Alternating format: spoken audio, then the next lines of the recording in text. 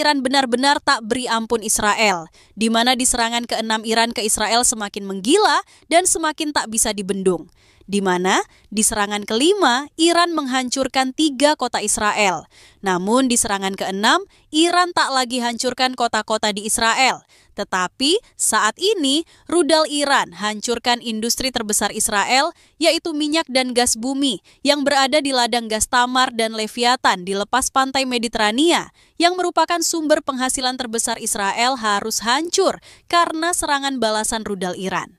Bahkan salah satu pengusaha terbesar dan terkaya di Israel, yaitu Eyal Ofer, mengaku alami kerugian besar karena rudal Iran hancurkan ladang gas terbesarnya. Begini saat rudal terbaik Iran lumpuhkan industri Israel. Begini penjelasan lengkapnya. Pure reflection of the aptitude and professional care and diligence that has been applied to this.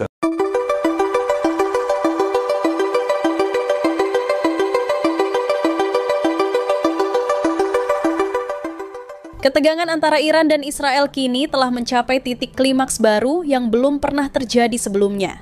Setelah 5 gelombang serangan balasan yang menghancurkan sejumlah kota penting di Israel, namun di serangan ke-6 dari Iran menjadi yang paling mengguncang dunia, bukan karena jumlah korban jiwa atau skala kehancuran kota, tetapi karena sasaran serangan ini langsung menyentuh inti kekuatan ekonomi dan keberlangsungan finansial Israel.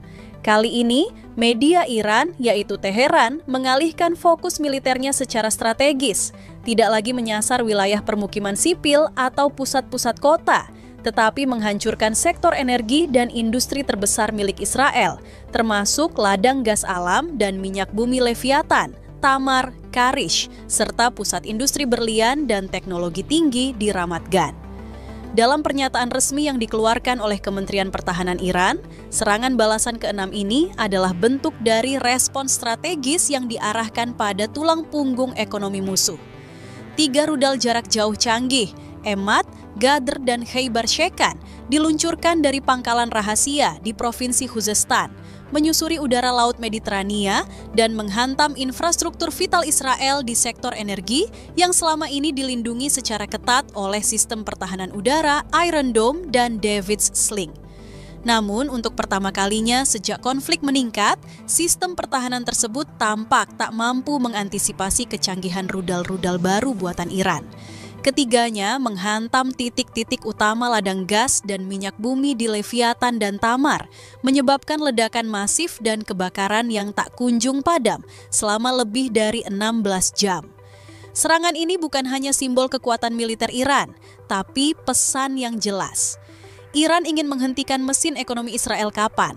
Tak ada yang lebih terpukul dari serangan ini selain Eyal Ofer, pengusaha terkaya Israel yang selama ini menguasai sebagian besar aset ladang gas dan minyak bumi di lepas pantai Israel. Eyal Ofer yang termasuk dalam jajaran orang terkaya dunia kini harus menghadapi kenyataan pahit. Investasi senilai miliaran dolar dalam infrastruktur energi hancur hanya dalam hitungan menit. Menurut laporan investigasi Haaretz, kerugian pribadi Eyal Ofer dan perusahaannya ditaksir mencapai lebih dari 300 triliun rupiah, menjadikannya salah satu bencana finansial terbesar dalam sejarah Israel. Saya tidak pernah membayangkan bahwa kekuatan rudal bisa mencapai infrastruktur strategis seperti ini. Ini bukan hanya kerugian pribadi, tapi keruntuhan sistem ekonomi yang kami bangun selama puluhan tahun.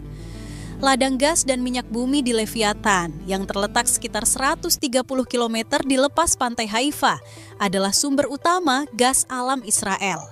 Bersama ladang Tamar dan Karish, ketiga ladang ini memasok sebagian besar kebutuhan energi domestik Israel dan menjadi sumber ekspor utama ke Yordania, Mesir, dan negara-negara Eropa termasuk Amerika Serikat.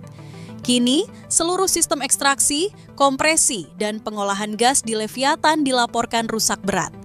Kilang pemrosesan di daratan, terminal pipa bawah laut, serta jaringan distribusi mengalami kehancuran menyeluruh.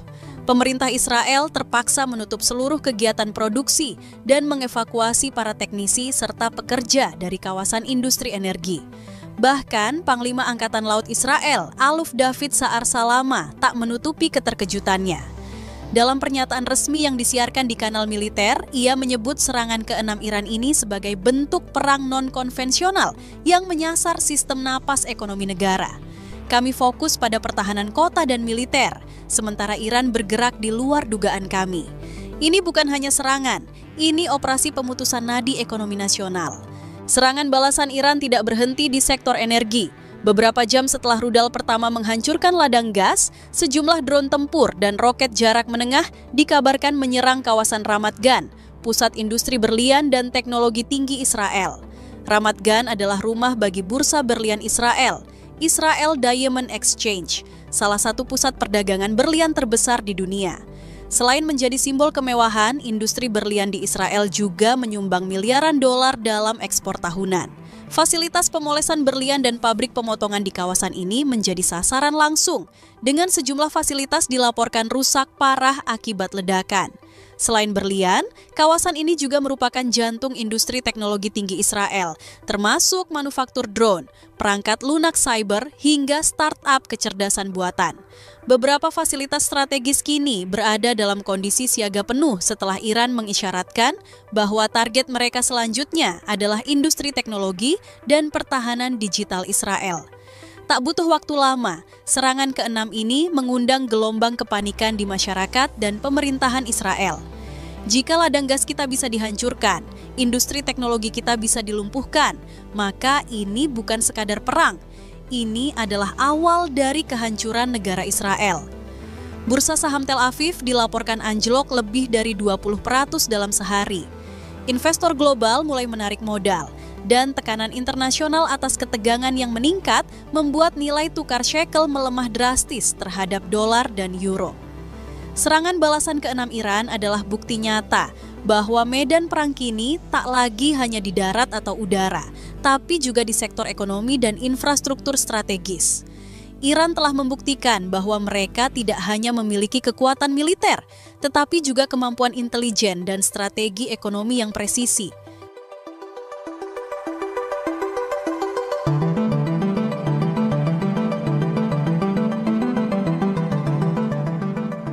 Berita kedua, begini pernyataan Duta Besar Iran yaitu Mohammad Borojerdi yang mengatakan jika Iran tak akan berhenti serang Israel sebelum rudal Iran berhasil tumbangkan Perdana Menteri Israel yaitu Benjamin Netanyahu. Di tengah serangan udara, rudal balistik dan retorika saling ancam, sebuah pernyataan mengejutkan datang dari Duta Besar Iran yaitu Mohammad Borojerdi.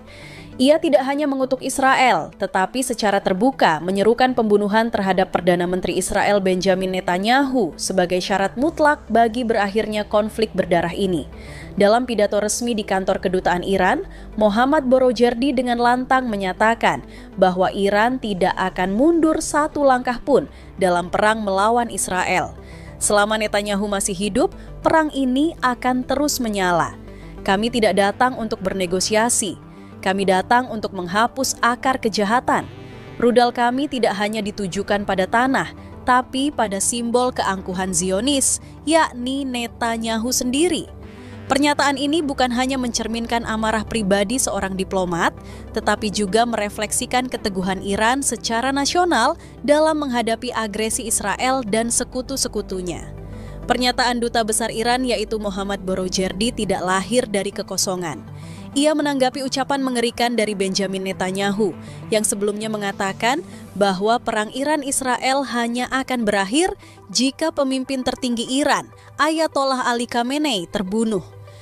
Bagi Iran, ucapan tersebut adalah deklarasi perang total, bukan hanya terhadap militer Iran, tapi terhadap ideologi dan kepemimpinan spiritual negara tersebut. Dan Mohammad Borojerdi dalam posisinya sebagai duta besar menjawab dengan kalimat penuh keberanian. Kami akan pastikan sebelum kalian bisa menyentuh rambut pemimpin kami, kalian akan lebih dulu menyaksikan kehancuran Tel Aviv dan pemakaman Netanyahu. Dalam pernyataan emosional yang menuai simpati luas dari warga Iran di perantauan dan kelompok anti-Zionis di Asia Tenggara, Mohammad Borojerdi menyatakan kesiapannya untuk mati demi memastikan kemenangan Iran atas Israel. Saya bukan hanya diplomat, saya adalah bagian dari revolusi. Jika dengan nyawa saya dapat memotong satu urat nadi Zionisme, maka saya rela mati hari ini juga. Pernyataan tersebut sontak menjadi viral, dianggap sebagai simbol perlawanan dan keberanian, dan disambut dengan gelombang dukungan dari mahasiswa pro-Palestina di berbagai negara, termasuk Indonesia, Malaysia, Turki, dan Pakistan. Mohammad Borojerdi juga menanggapi ancaman terbaru dari mantan Presiden Amerika Serikat Donald Trump yang menyerukan evakuasi massal di Teheran, menyiratkan bahwa kota tersebut akan menjadi target serangan udara besar Israel. Namun, dengan tenang namun penuh sindiran tajam, Borojerdi menyebutnya sekadar perang psikologis murahan. Trump tidak lebih dari penyebar ketakutan. Mereka melakukan ini di Lebanon, di Gaza, di Afghanistan, dan di Irak. Tapi Iran bukan mereka. Kami tidak takut, kami tidak akan lari. Kami adalah bangsa yang tumbuh dalam tekanan dan tempaan sejarah. Ia juga menyebut bahwa rudal-rudal Israel tidak akan pernah mampu menembus jantung Teheran karena Iran telah menyiapkan segala pertahanan sejak bertahun-tahun lalu. Mohammad Borojerdi mengungkapkan bahwa Iran bukan hanya kuat karena militer dan rudalnya, tetapi karena sistem kaderisasi yang telah dibangun selama hampir 5 dekade. Sejak berdirinya Republik Islam tahun 1979, Iran telah menyiapkan generasi demi generasi pemimpin dan jenderal militer untuk menghadapi situasi paling genting sekalipun. 5 jenderal kami gugur? Ya, mereka adalah syuhada.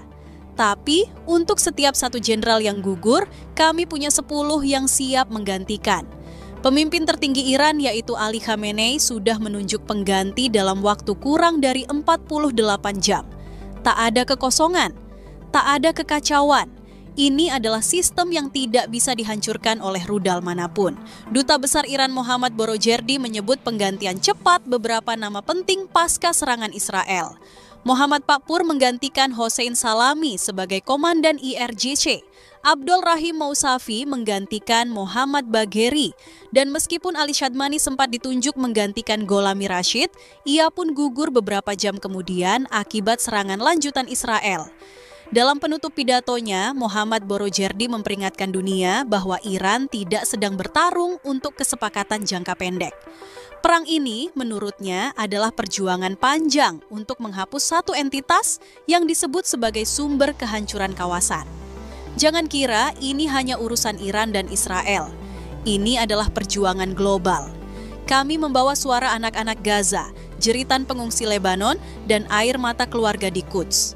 Kematian Netanyahu adalah permulaan. Setelahnya, kami akan pastikan tak ada lagi penjajahan atas tanah suci kami. Pernyataan Mohammad Borojerdi kini menggema di seluruh dunia, menjadi topik utama di forum-forum internasional. Banyak yang menganggapnya sebagai suara keberanian dari Timur, tapi tak sedikit pula yang menilainya sebagai lonceng bahaya dari potensi Perang Dunia Ketiga. Apakah Iran benar-benar akan mengeksekusi misinya untuk menghabisi Netanyahu? Apakah Israel akan membalas dengan kekuatan penuh? Dan bagaimana sikap Amerika Serikat yang selama ini menjadi pelindung setia Tel Aviv? Yang jelas, perang telah berubah bentuk dari pertempuran senjata menjadi pertempuran eksistensi. Dan seperti yang diungkapkan Mohammad Borojerdi, Iran tidak akan mundur. Bahkan jika tinggal satu rakyat yang tersisa, kami akan tetap bertempur.